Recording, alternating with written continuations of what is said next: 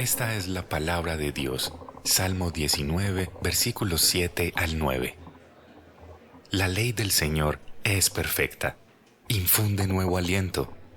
El mandato del Señor es digno de confianza, da sabiduría al sencillo. Los preceptos del Señor son rectos, traen alegría al corazón. El mandamiento del Señor es claro, da luz a los ojos. El temor del Señor es puro, permanece para siempre. Las sentencias del Señor son verdaderas, todas ellas son justas. Muy bien, buenos días para todos. ¿Cómo están? Bienvenidos a todos, en especial las personas que nos pueden estar visitando hoy por primera o segunda vez, bienvenidos.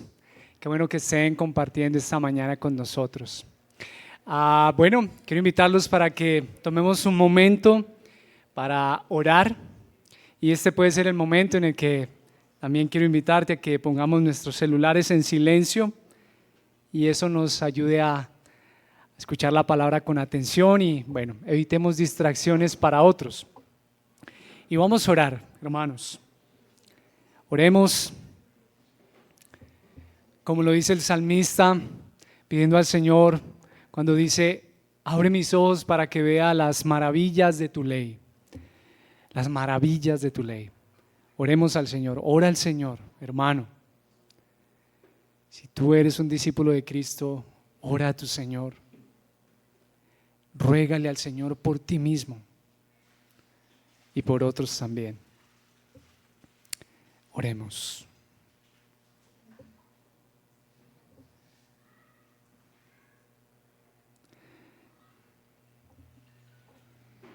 Señor amado, te adoramos en este día.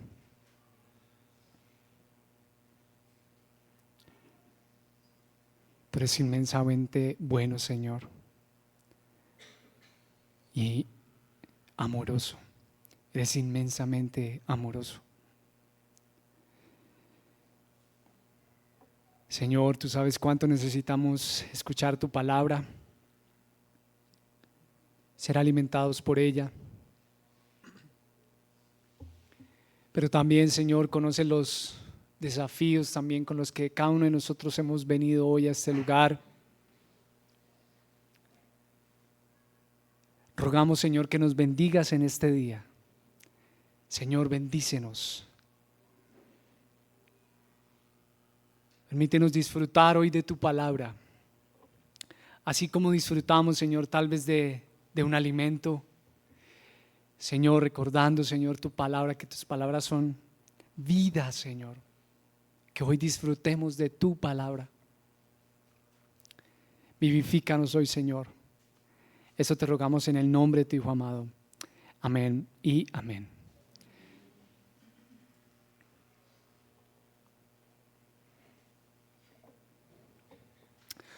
Muy bien, hemos culminado nuestra serie de exposiciones bíblicas. ¿Recuerda cuál era la serie de exposiciones bíblicas? Cambiando nuestra historia, el poder transformador de la gracia de Dios. Bueno, hemos culminado ya nuestra serie de exposiciones bíblicas y pensando justamente en algo que a lo largo de toda nuestra vida seremos y haremos, que somos discípulos de Cristo. Hoy abordaremos una enseñanza que justamente tiene que ver con eso, con el discipulado, con algo que tú eres y con algo que tú y yo también estamos llamados a hacer discípulos. Y bueno, hace un buen par de años atrás le preguntaron al pastor Mark Dever, él es el pastor que tal vez algunos de ustedes relacionan con 9 marcas, ¿sí? Que cuáles serían una de las marcas de una iglesia saludable. ¿Cómo se haría para saber qué es una iglesia saludable? Y justamente de ahí nació 9 marcas, y él escribió 9 marcas de una iglesia saludable. Una de esas marcas es el discipulado, ¿sí? Y al inicio de su libro, El discipulado, el pastor Mark levanta una pregunta, que es una pregunta que también hoy quisiera plantearte, ¿sí?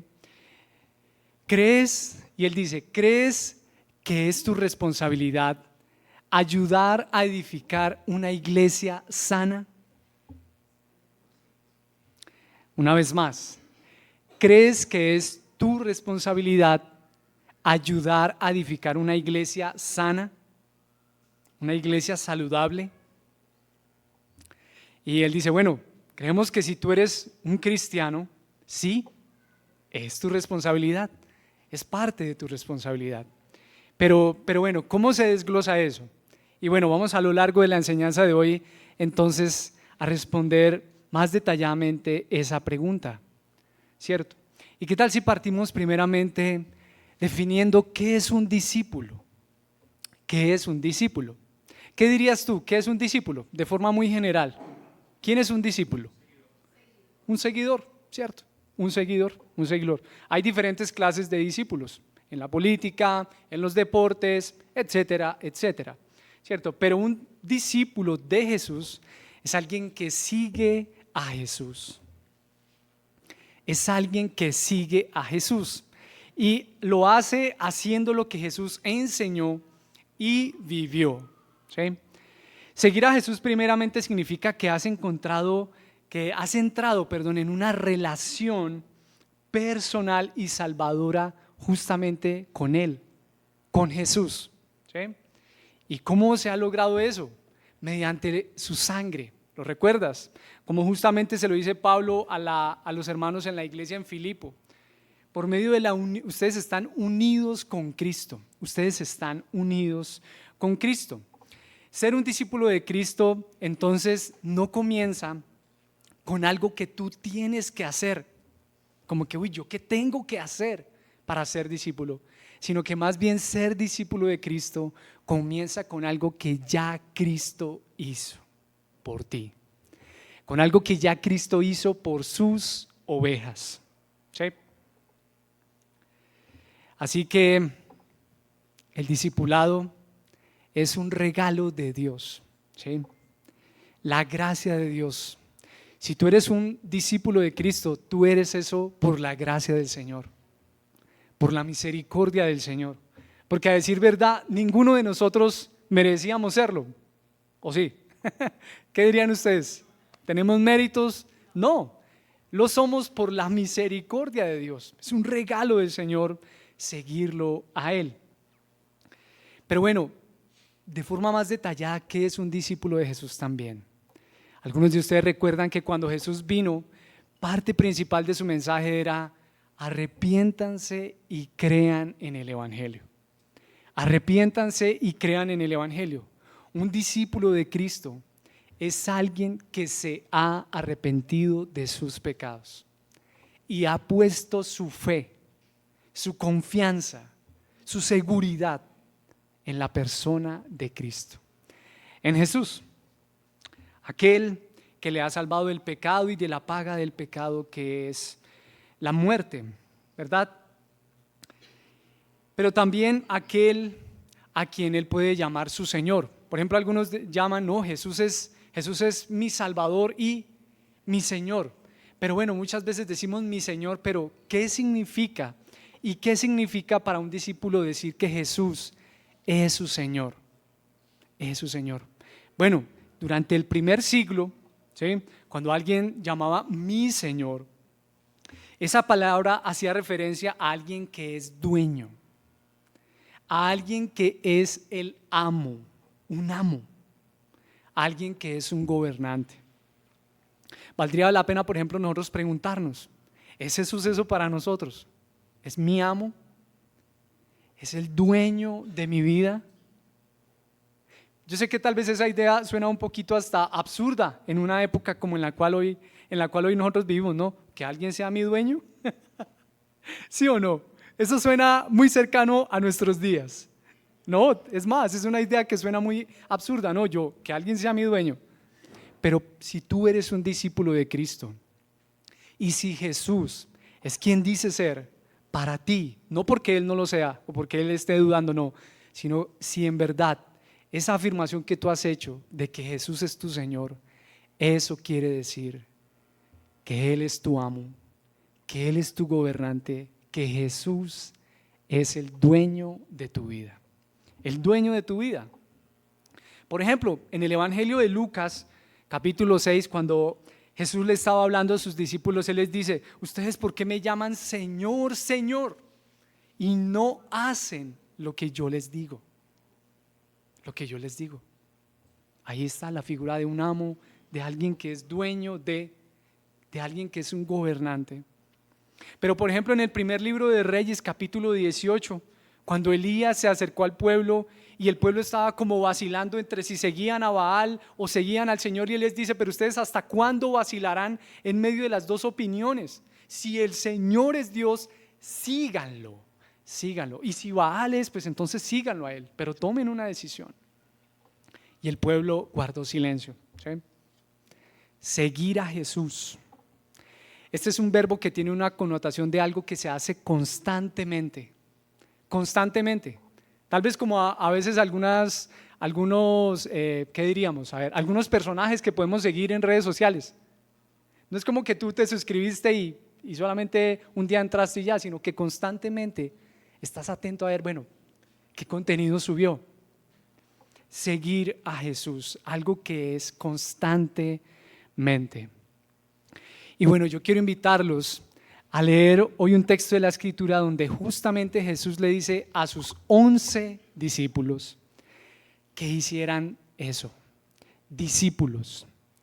Y el contexto en el que vamos a leer este pasaje es el momento propio en el que Jesús ya había muerto y había resucitado. Ya Jesús había resucitado y se aparece a sus discípulos. Así que quiero invitarlos al Evangelio de Mateo. Mateo capítulo 28, versículo 16 al 20. Es un texto seguramente conocido ya por varios de ustedes, como la Gran Comisión. Mateo capítulo 28, versículo 16.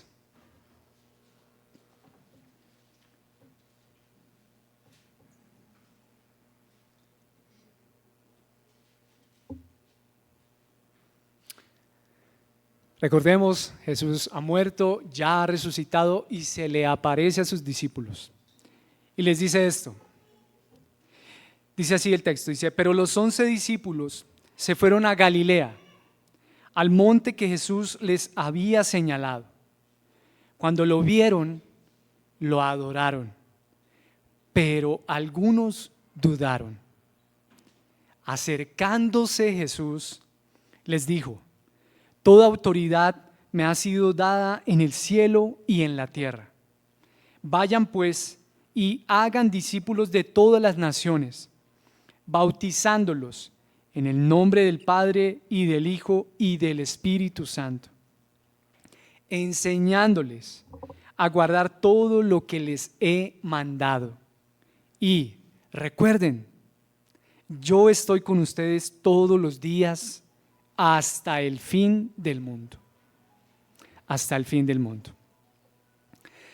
Hacer discípulos. Bueno, lo primero que observamos en el texto es que Jesús se acerca a sus discípulos. Lo puede observar ahí en el versículo 18. Acercándose Jesús les dijo. Algunos de sus discípulos lo adoraron, otros estaban dudando, pero Jesús se acerca. Jesús se acerca, y eso es algo importante de notar en el texto.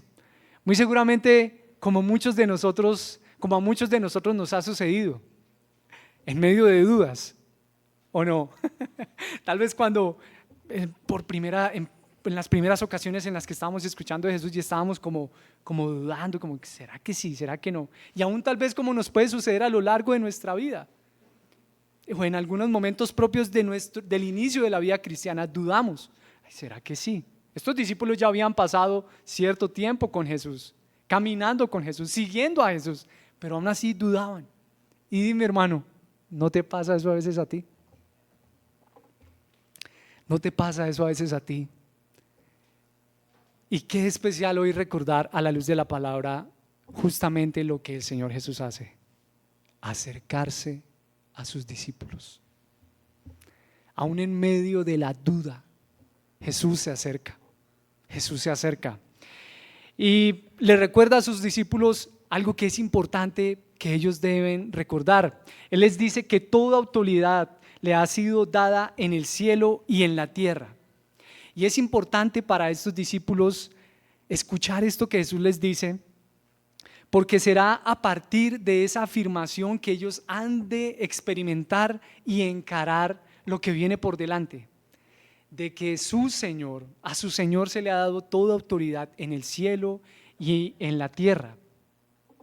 Y es interesante ver que Jesús muere y resucita, y el mandato final que Él les da a sus discípulos no es como que, bueno, voy a empoderar a mis discípulos para que se levanten contra Roma. O como que, bueno, muchachos, aquí hay que tomar venganza de aquellos que me llevaron a la muerte. Uno no ve a Jesús diciendo eso, ¿cierto? Sino lo que les dice es, después de haber resucitado, recordémoslo, vayan y hagan discípulos. Vayan y hagan discípulos. No solamente era que ellos fueran discípulos, sino que hicieran discípulos. Y pues si tú eres un discípulo de Cristo, si tú eres un creyente, un cristiano, esta es una verdad para ti también. Este es un mandato también para ti. No solamente que seas discípulo, sino que también hagas discípulos. Vamos a ir brevemente dando respuesta a esa pregunta. Bueno, ¿y cómo se harán discípulos? En fin, Jesús no hace distinción entre el primer grupo de discípulos y todos los discípulos que vendrían a lo largo de la historia. Este es un mandato para todos los discípulos de Cristo a lo largo de toda la historia. Así lo hicieron muchos de nuestros hermanos siglos atrás y lo harán después de que muchos de todos nosotros en muchos años adelante hayamos fallecido. Lo seguirán haciendo los futuros discípulos de Cristo. Y es una realidad que podemos observar posterior a la muerte de Cristo, que se estaba cumpliendo esa promesa que el Señor Jesús les había dicho, que Él estaría con ellos, que hicieran discípulos. Lo vemos, por ejemplo, en el cumplimiento de Pentecostés, ¿lo recuerdas? Tiempo después. Y cómo seguía extendiéndose a lo largo de las cartas del Nuevo Testamento, cuando el mensaje del Evangelio era predicado y el Señor añadía a la iglesia los que habrían de ser salvos. Los apóstoles entonces hacían discípulos y ellos replicaban eso en otras personas. Este mandato de la Gran Comisión le fue dado a todos aquellos que son discípulos de Jesús. Este mandato es dado a todo creyente en todo tiempo. Y sabes, hermano, nosotros, por ejemplo, como iglesia, somos el producto, gracias al Señor, al trabajo de hombres y mujeres misioneros. Sí, hermano, que fueron enviados a este país, a esta ciudad, a predicar el Evangelio. A la luz de este texto podríamos decirlo, a hacer discípulos. Y gracias al Señor por la vida de ellos. Y nosotros como iglesia seguimos apoyando a otros misioneros para que el mensaje del Evangelio se siga difundiendo. ¿Sí? Así que como Jesús tiene autoridad en el cielo y en la tierra, entonces los discípulos ahora deben enfrentar este mandato que el Señor les da. Es a partir de esa declaración que los discípulos deben llevar a cabo la labor de ayudar a otros a seguir a Jesús. Esa es la definición de lo que uno podría decir, ¿qué es discipular? Tal vez tú te preguntas, bueno, pero ¿qué es discipular a alguien? No, tal vez tú te imaginas, no, yo tengo que, mejor dicho, saber demasiada Biblia. o no, mejor dicho, tal vez haber estudiado en un seminario y no, bueno, y no desmerito mucho de eso, pero en su forma más básica, hermanos, discipular a alguien es ayudarlo a seguir a Jesús. Ayudarlo a seguir a Jesús.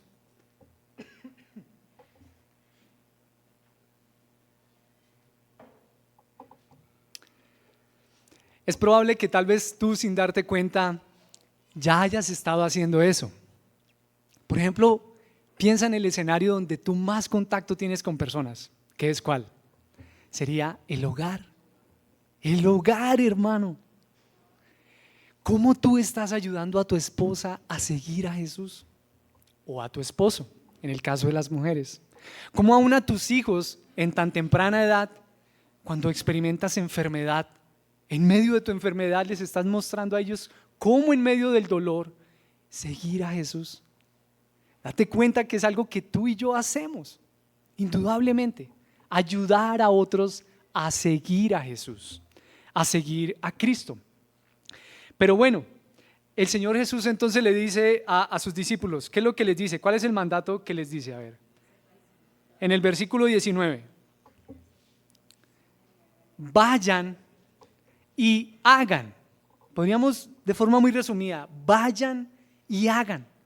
Y mire que esos dos verbos, aunque pareciesen como tan sencillos, vayan, ir.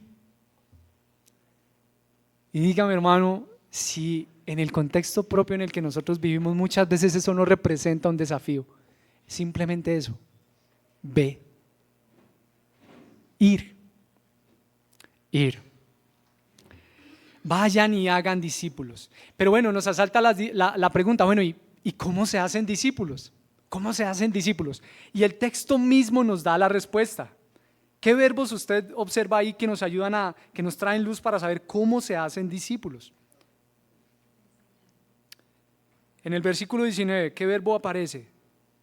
Vayan y hagan discípulos, ¿cómo? Bautizándoles.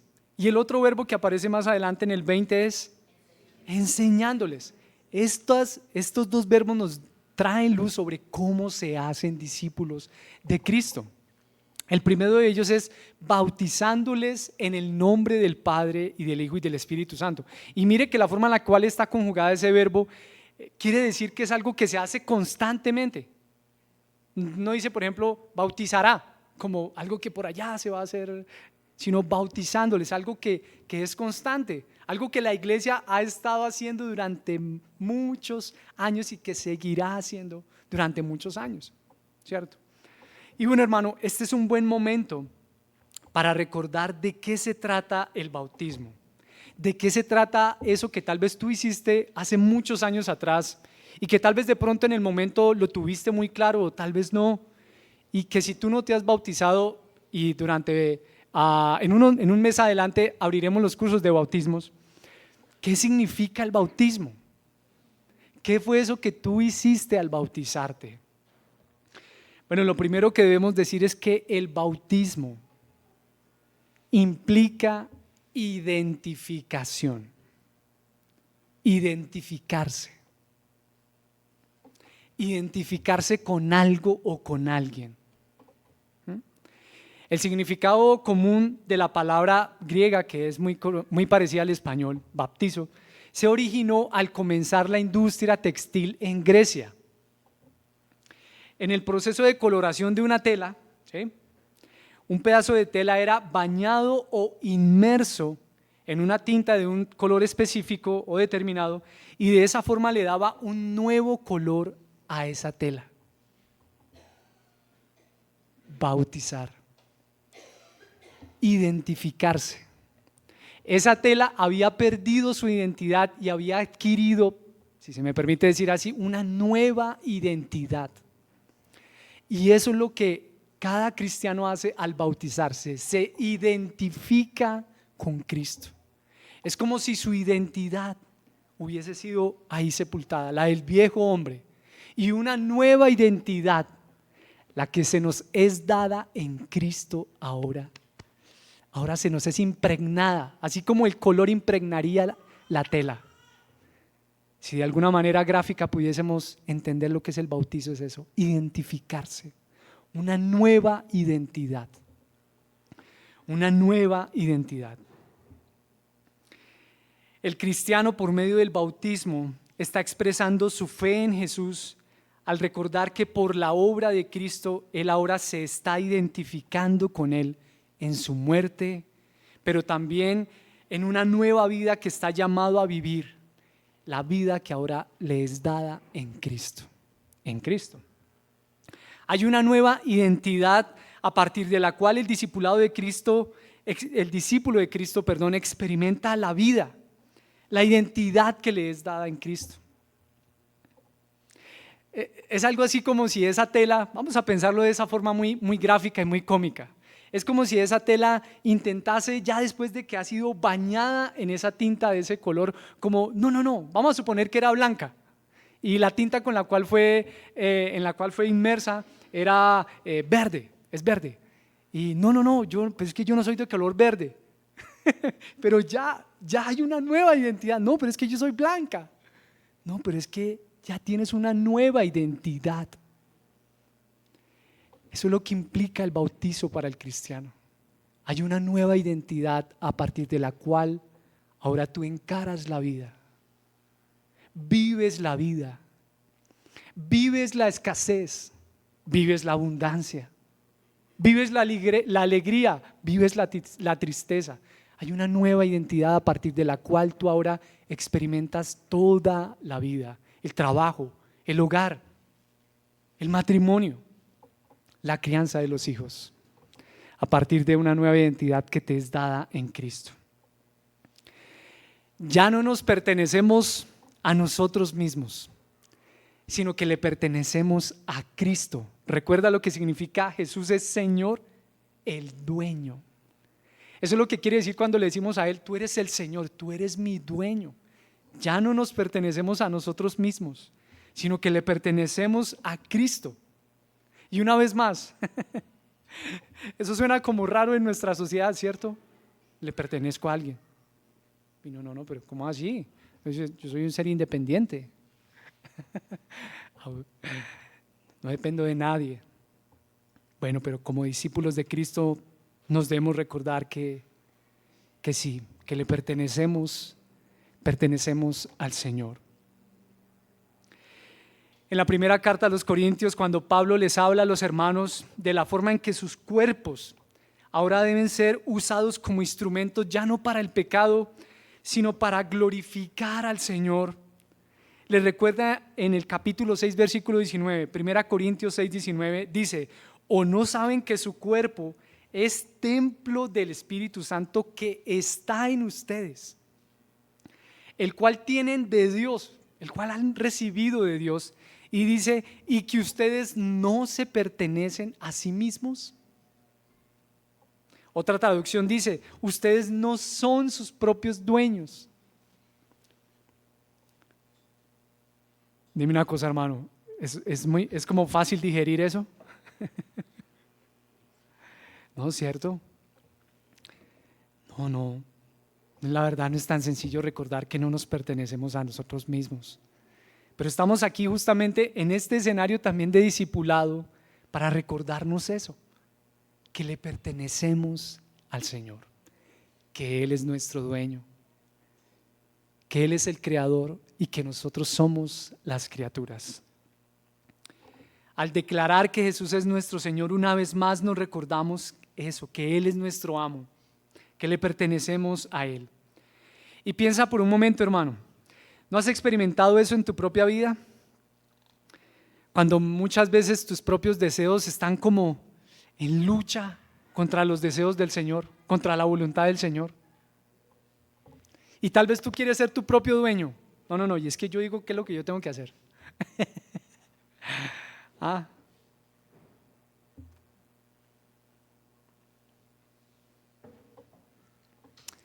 Y si así ha sido, hermano, recuerda que tú tienes un Salvador. Arrepiéntete y confía una vez más en tu Salvador. Ese es el mensaje del Evangelio. Pero también otras veces cuando encontramos que nuestros deseos luchan contra la voluntad del Señor, pero yo quisiera hacer tal cosa, pero el Señor me dice que es otra cosa. Y bueno, y finalmente nos rendimos a la voluntad del Señor por su pura misericordia y por su pura gracia. Una vez más, hermanos, nos hemos identificado una nueva identidad a partir de la cual vivimos cada día, vivimos el trabajo, vivimos todas las realidades propias de nuestra vida, sabiendo que nuestra identidad está en Cristo. Pero bueno, no se queda solamente allí, sino que hacer discípulos también implica el segundo verbo que ahí vimos, que era ¿cuál? Enseñándoles enseñándoles a guardar todo lo que les he mandado. Y así como el primer verbo, esto también es algo que es continuo. Esto también es algo que debe hacerse a lo largo de toda la vida del creyente. No hay ningún creyente que como que tenga que decir, no, yo ya no tengo que ser enseñado en nada. O sí, tal vez algunos a veces se han sentido así, ¿sí? No, yo la verdad ya me sé muy bien la Biblia. Bueno, hermano, no, mira, hermano, la verdad, si tú has pensado eso, yo quiero decirte, no, hermano, no pienses así. Quiero animarte, tú necesitas seguir siendo enseñado. El único que no necesita ser enseñado en algo es el Señor. Él es quien todo lo sabe. Pero por lo demás, hermanos, nosotros, a lo largo de toda nuestra vida, necesitamos seguir siendo enseñados en la palabra, amonestados en la palabra. Eso, enseñados en la palabra. Cuando somos enseñados en las verdades bíblicas, es a través del estudio de la palabra que esas verdades bíblicas se van enraizando en nuestra vida, van profundizándose en nuestro corazón. Pero también cuando oramos unos por otros. Y bueno, en nuestra iglesia, eso cómo se ve de forma tangible, ¿sí? Bueno, hermanos, lo primero que debemos decir es que deseamos que tú sepas que claro, que tú eres un hijo de Dios. Si tú has creído en Jesús como tu Salvador y como tu Señor, tú eres un hijo de Dios, pero también tú eres un discípulo de Cristo. Tú eres alguien que está llamado a seguir a Jesús y también a ser discípulos, a ayudar a otros a seguir a Jesús. Y como iglesia tenemos diferentes escenarios de enseñanza de la palabra. Por ejemplo, el propio que tenemos aquí el día domingo, ¿sí? Al exponer la palabra. Pero también en diferentes escenarios como por ejemplo el grupo de hombres, la compañía T. O las mujeres, por ejemplo, en el grupo Su Gracia en Mí. Los niños aún en su corta edad que también están siendo enseñados, instruidos en la palabra. ¿Sí? Pero también, por ejemplo, la cultura de cuidado. ¿Recuerdan algunos la cultura de cuidado?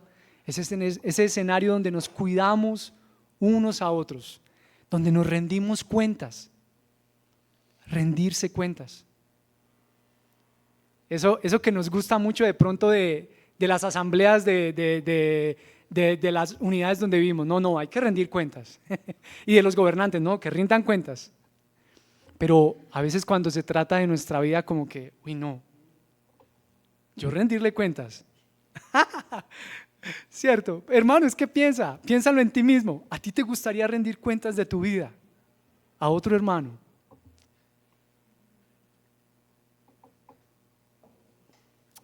¿Te gustaría eso?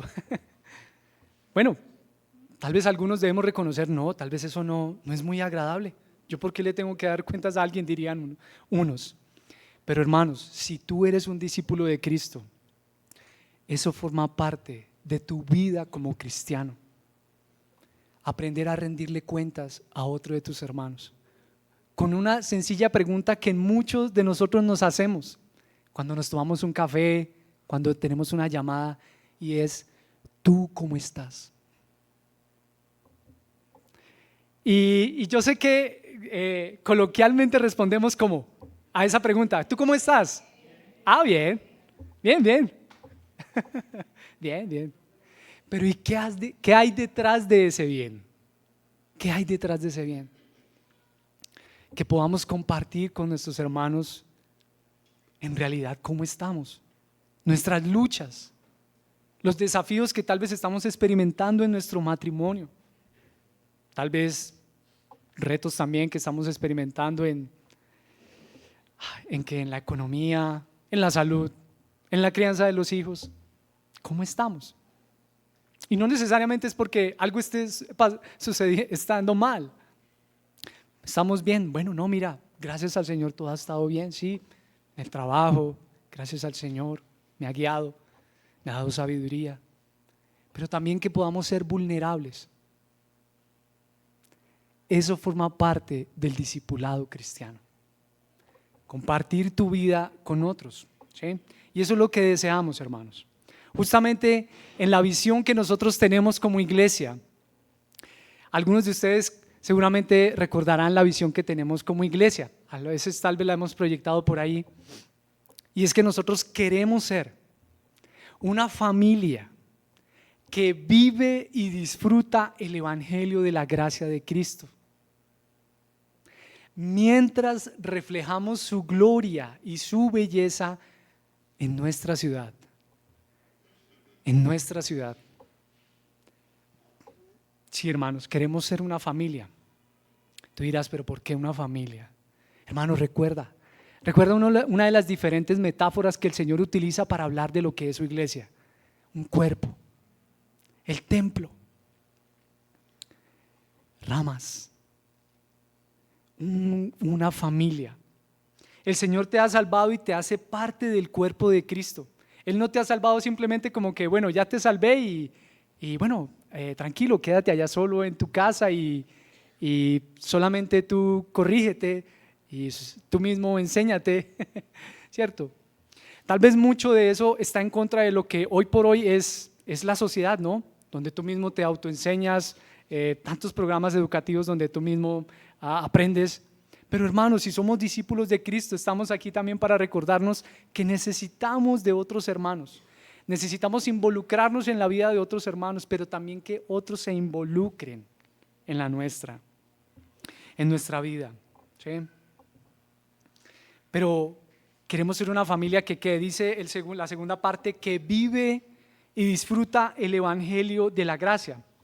Seguramente tú habrás notado que ese es un concepto que muchas veces repetimos. Mira, ahí lo puedes ver, la gracia de Cristo, en las enseñanzas, tal vez en los cantos, en las canciones que cantamos, tal vez en los diálogos que también muchas veces sostenemos, la gracia del Señor.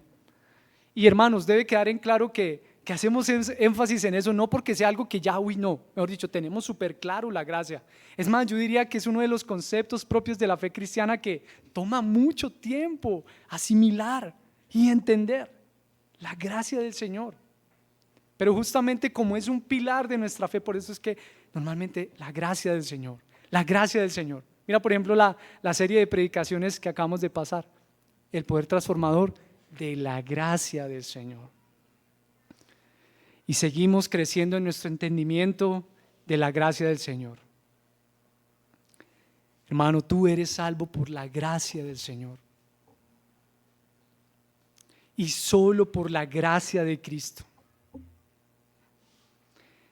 Y en los retos que puedas enfrentar a diario con las realidades que vives, deseamos que recuerdes esa verdad del evangelio, que eres salvo por la gracia de Cristo. Eres salvo por la gracia de Cristo, que no depende de ti, sino que depende de la gracia del Señor. Pero también dice, mientras reflejamos su gloria y su belleza en nuestra ciudad. ¿Cómo ahora el evangelio de la gracia lo experimentamos, pero en nuestra vida?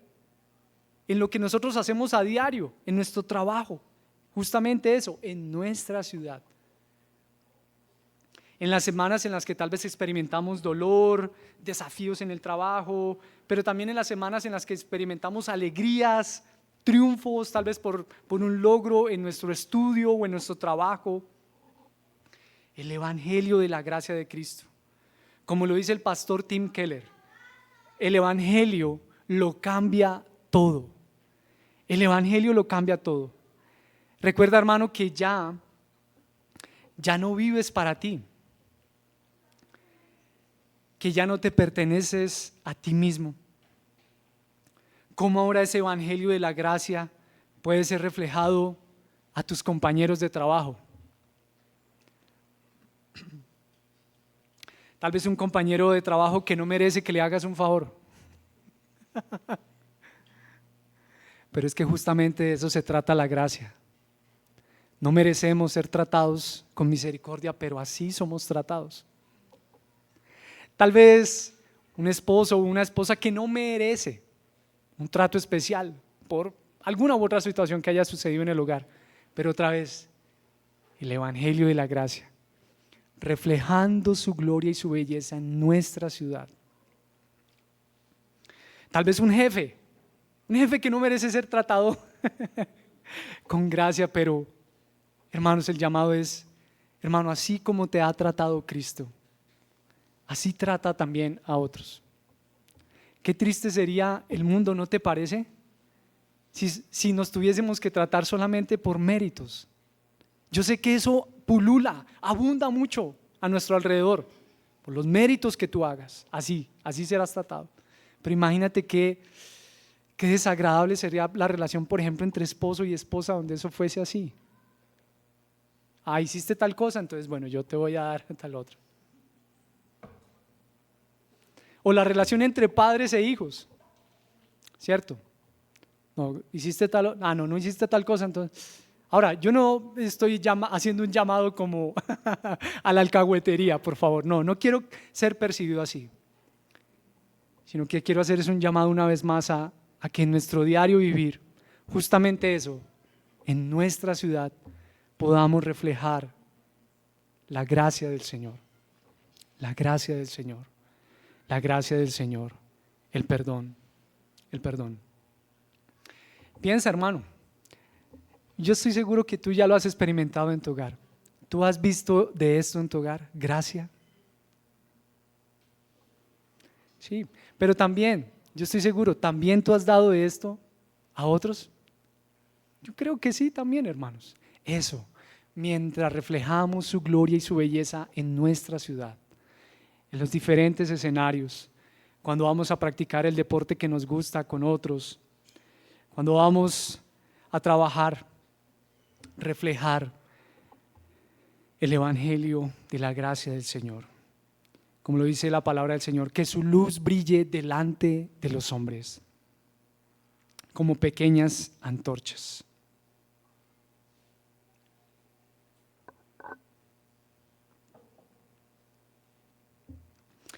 Pero también, hermanos, ¿qué implica ese enseñándoles? Hay algo que también quiere decir ese enseñándoles. Y eso también implica invertir tiempo en las personas. Invertir tiempo en las personas. Yo te pregunto, ¿eso es algo afín en nuestros días? Bueno, invertir, la sola palabra invertir, de pronto sí, pero en otras cosas, ¿cierto? En otras, no, invierte en la bolsa, no, invierte en bitcoins, invierte en, bueno, qué sé yo, pero en las personas es algo que sea muy común de escuchar. Pero eso también implica el discipulado, enseñándoles.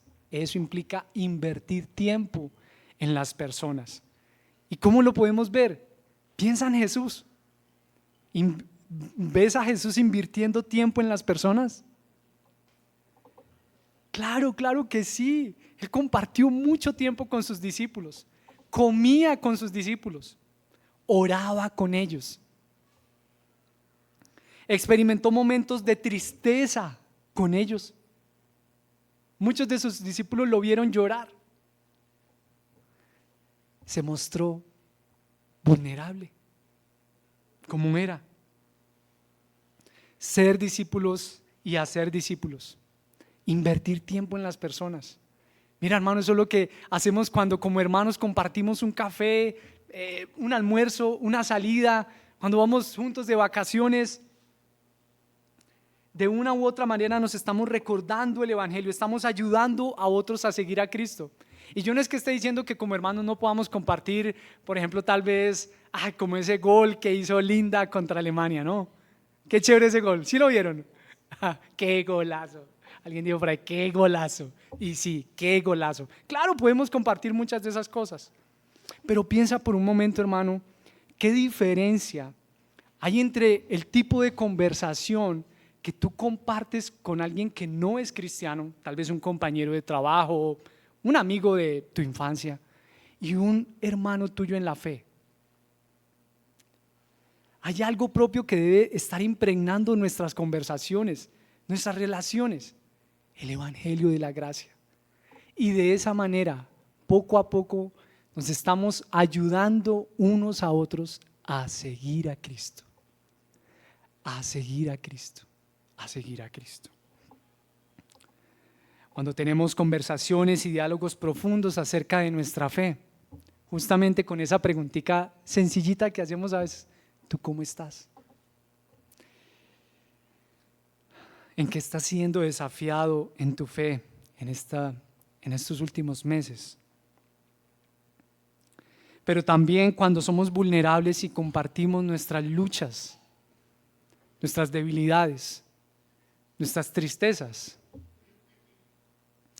Cuando pedimos a otros también que oren por nosotros.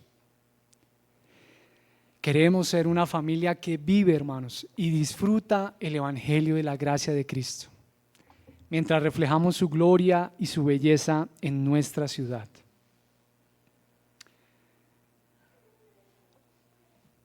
Muchas formas prácticas de hacer eso. Cuando algo tan sencillo, vayan y una llamada, hermano, ¿cómo estás? ¿Cómo te ha ido? ¿Cómo vas esta semana? Algo tan sencillo como eso.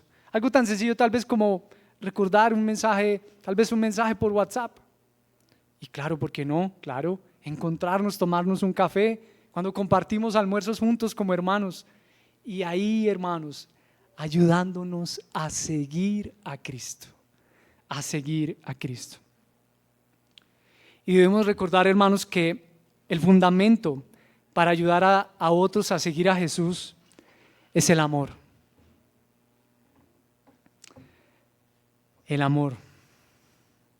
Porque claro, uno podría encontrar muchos motivadores para ayudar a otros a seguir a Jesús, ¿no le parece? Como que, uy, no, yo tengo que cumplirle a Cristo. Uy, qué motivador tan desagradable, ¿no le parece? Señor, ya, esta semana te cumplí, ya ayudé a Andrés a seguir, ya ayudé a Mauricio a seguirte, le cumplí. No es un motivador, la verdad, muy sano para un discípulo de Cristo. Pero tal vez también la culpa, hermano, la culpa es un motivador muy poderoso. Tal vez como no has ayudado a otro, sientes esa culpa y te sientes desmotivado, pero por la culpa. Me toca.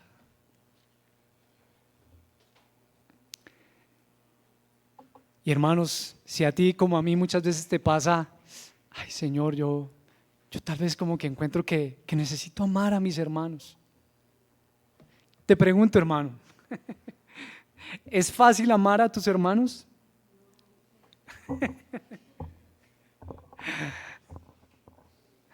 ¿Es fácil amar a tus hermanos? Quisiera preguntarte, ¿por qué crees que es difícil amar a tus hermanos? A ver, brevemente, en una frasecita, en una palabra, ¿por qué? ¿Por qué será difícil a veces amar a tus hermanos? A ver. Tal vez los temperamentos, cada uno tiene su temperamento. ¿Qué más? Actitudes, sí. ¿Alguien? La realidad propia de nuestros pecados, claro. ¿Alguien más? A ver, ¿alguien más? ¿Por qué será difícil amar a nuestros hermanos? A ver.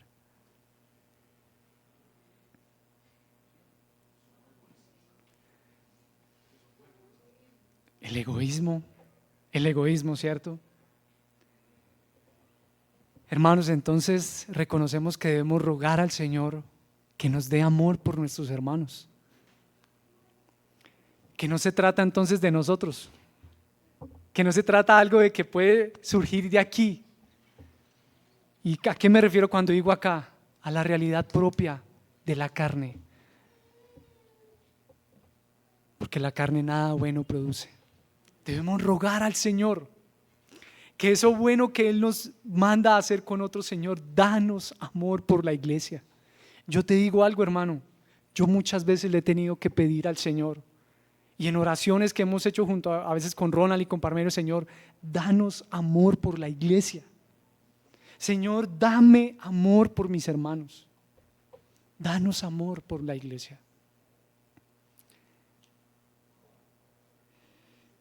Que el Señor llene de amor nuestros corazones por nuestros hermanos.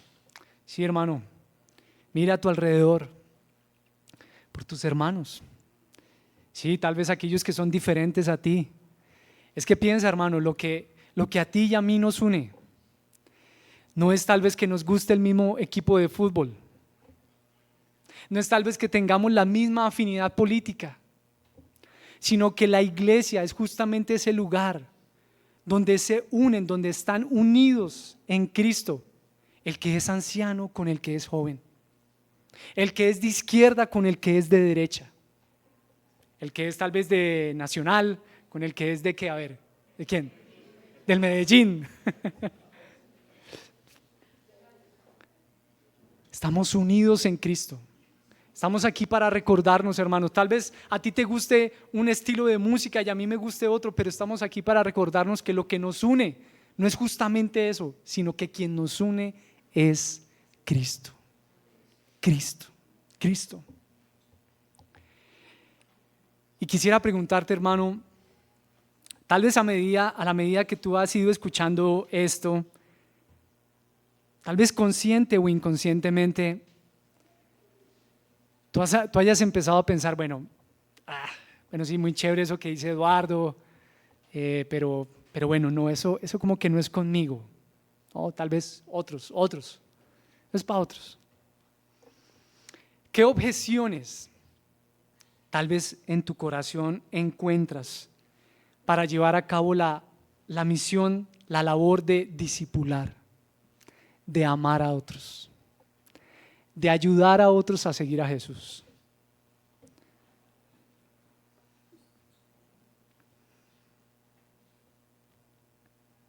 ¿Qué es eso que hay en tu corazón que tú dices, bueno, no, eso no es para mí? Bueno, voy a leer algunas que, por ejemplo, nos sugiere el pastor Mark Dever en su libro Discipular. Él nombra algunas. Dice, por ejemplo, ese discipulador no es el ideal. Bueno, hermano, tampoco tú lo eres. Y a decir verdad, ninguno de nosotros somos ideales para llevar a cabo esa labor. El que recibe la gloria es el Señor al usar vasijas imperfectas como tú y como yo. Él es quien se lleva todos los méritos. Él y solo Él. Pero tal vez de pronto en otros haya esta pregunta, esta objeción. Uy, ¿eso no es como metérsele en la vida del otro? ¿No es como que se le está metiendo mucho al rancho? Pero hermanos, si tú eres un discípulo de Cristo, necesitas estar involucrado en la vida de otros y que otros también estén involucrados en la tuya. Tal vez de pronto otros dicen, no, yo la verdad no necesito eso. Yo no necesito ni que nadie me discipule. Es evidente el cristianismo, de qué se trata y lo que yo necesito. Pero una vez más, hermano, tú necesitas de otros hermanos. Que otros hermanos estén involucrados en tu vida y tú involucrarte en la vida de otros. ¿Sí? Recuerdo en este momento una pequeña ilustración que un buen par de meses atrás di, cuando recordábamos que la iglesia viene a ser como una especie de centro de sincronización, de CDA. La iglesia es como un CDA. Muchos de nosotros de pronto manejamos carros, algunos tal vez sepan mucho más de carro que otros, pero hay que llevarlo al centro de sincronización y allá entonces te empiezan a decir, bueno, hay que cambiarle el amortiguador derecho trasero, hay que hacerle alineación y balanceo porque ya las ruedas están como chuecas, el filtro del aire está ya, mejor dicho, negro, hay que cambiarlo. Hermanos, en ese sentido la iglesia viene a representar ese centro de sincronización, donde tú sincronizas tu fe. Áreas de tu vida que tú no ves, así como tal vez áreas del carro que uno a veces, yo no sabía que el amortiguador estaba dañado. No sabía que las ruedas estaban desalineadas, desbalanceadas.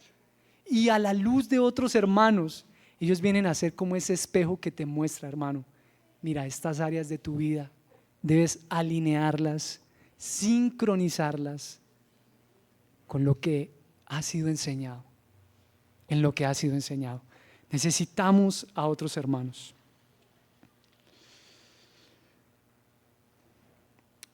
Dios es el único, hermanos, que no necesita ser enseñado. Tal vez algunos dirán, bueno, no, eso es solamente como para los extrovertidos, como para los que son extrovertidos y les gusta estar en contacto con la gente. Pero bueno, no, hermano, la verdad es que esta es una verdad para todo hijo de Dios. Para todo hijo de Dios. Podrá tener muchas variables. El número de personas a quienes discipulas puede tener muchas variables. Tal vez la edad, la personalidad, tal vez algunas circunstancias propias de la vida que estés viviendo, ¿cierto? Pero no tener ninguna relación de discipulado no es una opción para una fe centrada en el amor y en el servicio a otros.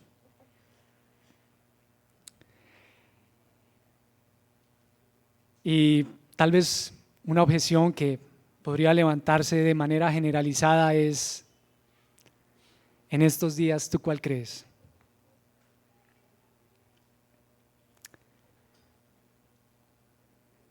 No tengo tiempo. No tengo tiempo. Pero miren, hermanos, el pastor Miguel Núñez dice que si hay algo que nos han enseñado las redes sociales, es enseñarnos que sí tenemos tiempo. Sí tenemos tiempo, hermanos. Y yo hoy, como uno de los pastores de la iglesia, hermanos, quiero animarte a que podamos ser intencionales en invertir tiempo en otros. Una llamada, invitarlo a tomar un café, salir en algo tan sencillo como a caminar y en esa caminata preguntarle cómo estás, cómo te ha ido, cómo va tu hogar, y que también tú seas vulnerable y decirle: mira, yo también estoy así, estoy experimentando esto durante estas semanas, y recordarse la palabra del Señor. Ánimo, hermano, vayan y hagan discípulos, nos dice el Señor. Vayan, vayan. Quiero pedir el favor de 3 voluntarios que van a leer unos versículos de la Biblia. 3 voluntarios, ¿quiénes? Y que lean fuerte así, a ver. 3 voluntarios. Tránsito, Gloria y Leonardo. Entonces, Tránsito, por favor, busca Judas. Ese tiene solo un capítulo, versículo 20 al 22. Gloria, primera carta de Pedro, capítulo 4, versículo 10. Y Leonardo, Efesios capítulo 4, versículo 13 y 15. 13 y 15.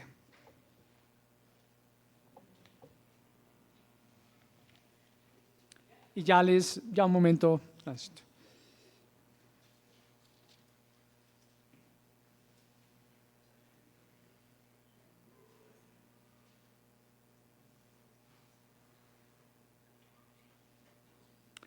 Leo, por favor, léelo desde el 11, ¿sí? 4:11 hasta el 15, ¿sí? 4:11 hasta el 15. Vamos con Judas. Judas capítulo 1, versículo 20 y 22. Dale, Tránsito, ponte de pie y léelo fuerte para todos, por favor. Pero ustedes, queridos hermanos, edificándose sobre la base de su santísima fe y orando en el Espíritu Santo, manténganse en el amor de Dios, mientras esperan que nuestro Señor Jesucristo, en su misericordia, los lleve a vida eterna. Tengan compasión de los que dudan. Tengan compasión de los que dudan. Tengan compasión. Y mire que dice: hermanos, edifíquense sobre la base de su fe. Edifíquense. No dice como edifica tu fe. Edifíquense. Edifíquense.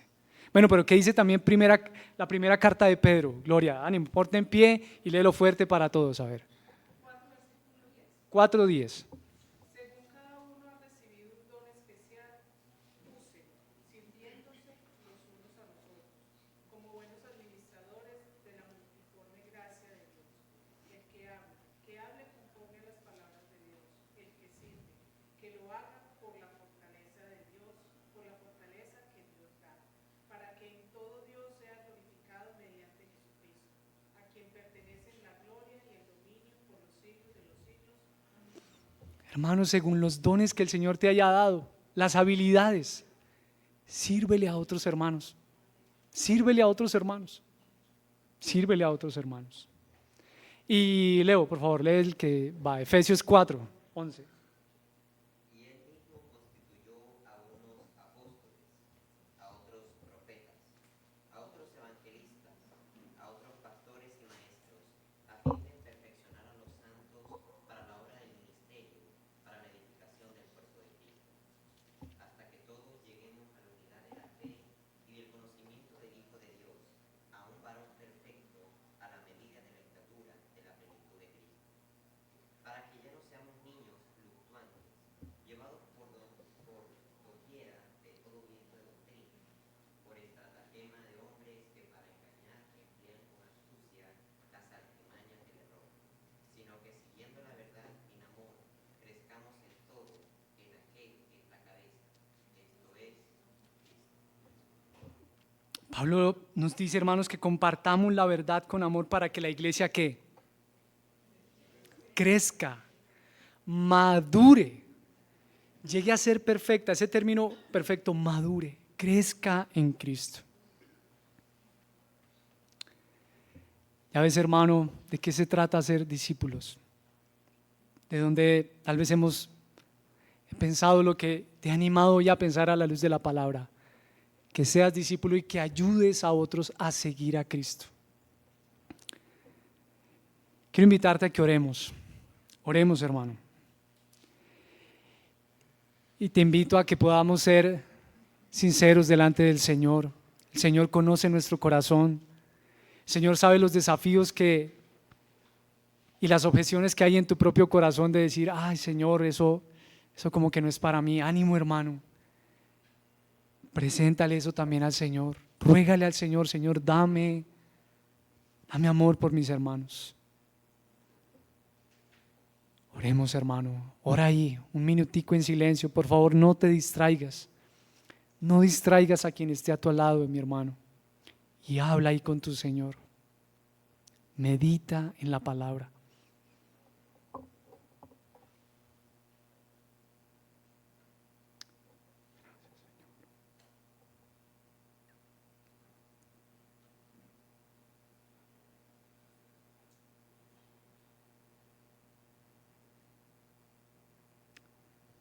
Señor, te adoramos en esta mañana.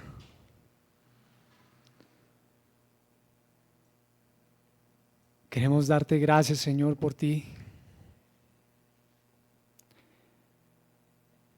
por habernos llamado a seguirte, Señor, a ser tus discípulos. Recordamos que tenemos este título por tu misericordia, por tu gracia. No somos dignos de ser llamados así, pero por tu gracia lo creemos, Señor. Gracias.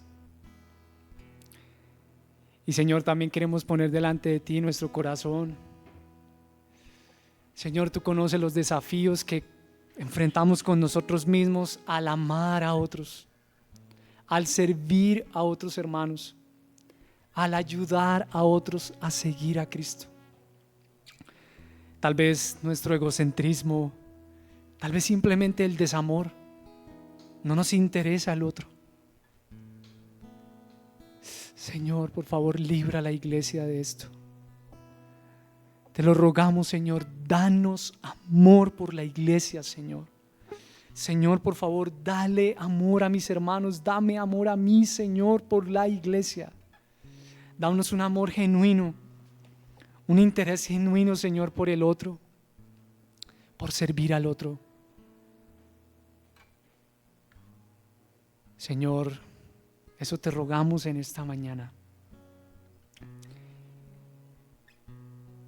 Y te damos gracias, Señor, porque sabemos que podemos hacer esto sobre la base de la afirmación que nuestro Señor ha hecho, que toda autoridad le ha sido dada en el cielo y en la tierra,